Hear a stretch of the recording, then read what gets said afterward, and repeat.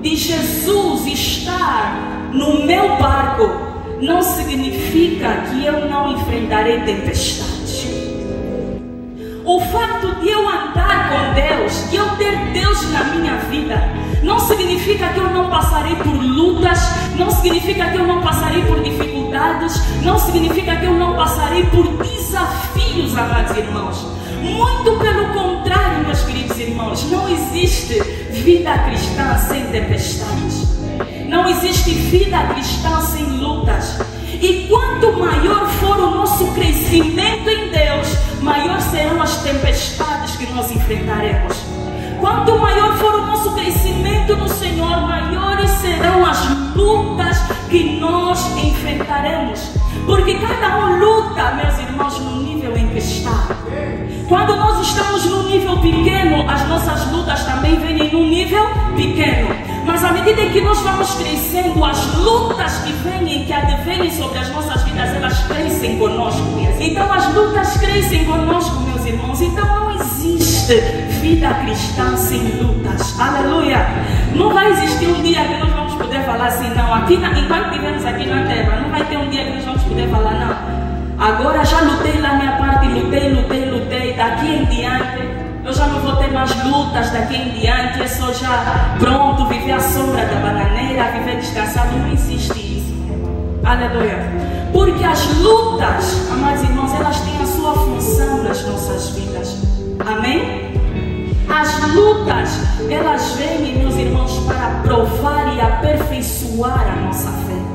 Então, se nós temos uma vida com Deus, nós precisamos passar por lutas. As lutas passam, amém? Elas passam. Passam no sentido de que uma vai, mas a outra já está se preparando para vir, meu irmão. Não significa que elas vão de vez, amém? Então, meu irmão, se você é crente, amém? Se o irmão é crente e se está aqui na terra, tem essa consciência. Nós sempre vamos passar por lutas. As lutas fazem parte da vida cristã, da caminhada cristã. Então, se o irmão está passando por luta, o irmão persevere, porque a sua fé está sendo provada por Deus para que ela seja aperfeiçoada em Deus. Apesar de nós passarmos por lutas, nós não podemos deixar que essas lutas que nós enfrentamos nas nossas vidas nos aflijam a tal ponto de nós nos esquecermos que Jesus está no nosso barco. Eu não posso deixar que as lutas me assolem tanto, me intimidem tanto, ao ponto de eu esquecer que a presença de Deus é comigo, que Deus está na minha vida. Aleluia!